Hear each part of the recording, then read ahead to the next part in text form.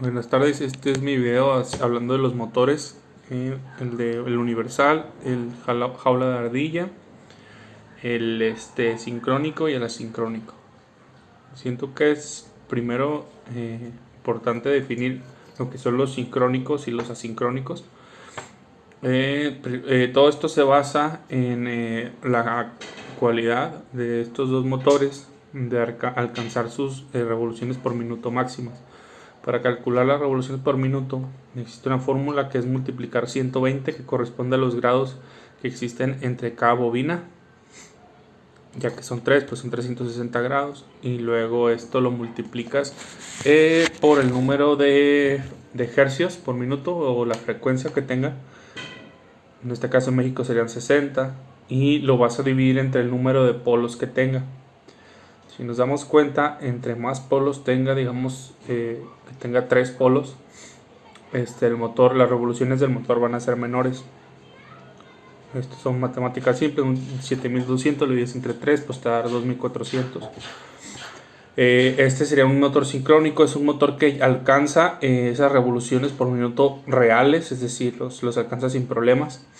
El asincrónico, todo lo contrario, no las alcanza. Se queda por digamos de 2400, este alcanza a 2300, 2330 por una serie de pérdidas que tiene ahí, por la configuración que tiene, por cómo se conecta. Y el motor sincrónico es un motor que se utiliza mucho cuando se requiere una velocidad constante, que sea fija y que no varíe a pesar del peso de la carga que se le vaya a poner. Es un motor que siempre tiene que estar a la misma velocidad, sin importar lo que es la carga que se le aplique. Y luego está el motor jaula de ardilla. Vamos a ver, lo que tiene es que el núcleo es una serie de, lo que es el rotor, digamos, está hecho de un material, puede ser cobre, que al ser inducido por la corriente que alimenta el propio motor, lo que genera adentro es un campo magnético. Ahora sí que vendría a ser como un tipo electroimán por la parte de adentro, que conmuta, y lo que hace es que digamos tiene las dos bobinas. Entonces las bobinas van cambiando su campo magnético entre norte y sur, y lo que hace la jaula de ardilla es que gracias a esa misma corriente que se le inyecta de alimentación del motor, conmuta, crea un campo magnético en el núcleo, que es de cobre o de aluminio dependiendo del material, y también conmuta. Entonces, de manera que siempre estén encontrados, digamos, una bobina, si está en norte, pues el campo magnético que se genera en el rotor, en el material de conductor, también va a ser norte, para que se rechacen y el motor siga funcionando. Para poder, digamos, dictar la dirección de este tipo de motores, se utilizan lo que son las bobinas de arranque. Las bobinas de arranque, digamos, serían otras dos bobinas que se encuentran a un lado del rotor. Están ahora sí que perpendiculares, formando ángulos de 90 grados con las bobinas principales. Y lo que hace esta es que inyecta, digamos, si queremos que gire a la derecha, pues va a inyectar un poco más de corriente gracias a un capacitor en una de las dos bobinas auxiliares, lo que va a hacer que le dé el sentido de giro del motor, ya sea a la derecha o a la izquierda. Y ya después, conforme vaya girando el rotor, tiene un interruptor centrífugo, que conforme va agarrando velocidad desactiva estas bobinas de arranque, y ya nada más se queda con las bobinas principales, que son las de trabajo, y estas son las que siguen alimentando esa dirección del motor que se había previsto. Este es el motor jaula de ardilla. Y luego está el motor universal, que es un motor interesante, ya que puede funcionar con corriente alterna y corriente directa.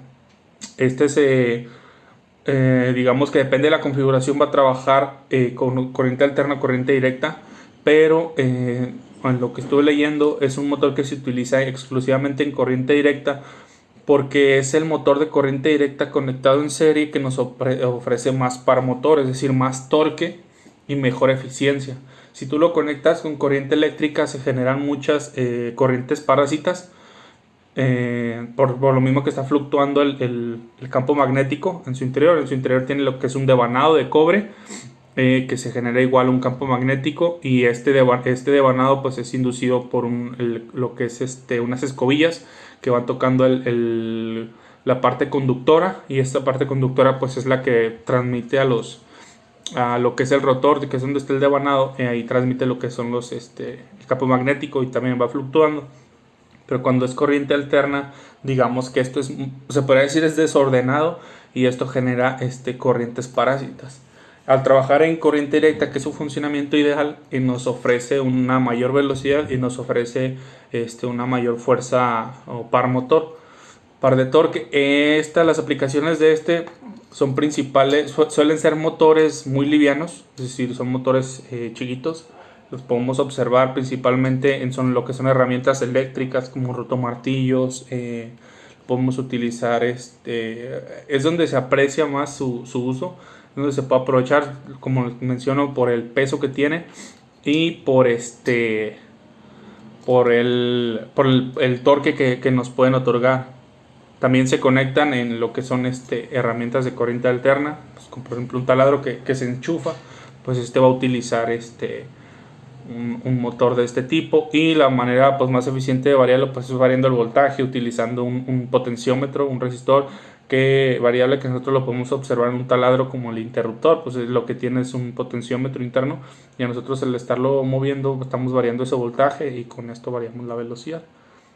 Y pues en el caso de la configuración de corriente directa, pues para cambiarle lo que es el sentido de giro, pues nos hemos fijado en lo que son los taladros portátiles, los inalámbricos, pues tienen un interruptor, que lo que hace ese interruptor es que nada más cambia el sentido de la polaridad de la alimentación del motor, y eso va a hacer pues que gire en un sentido o en otro.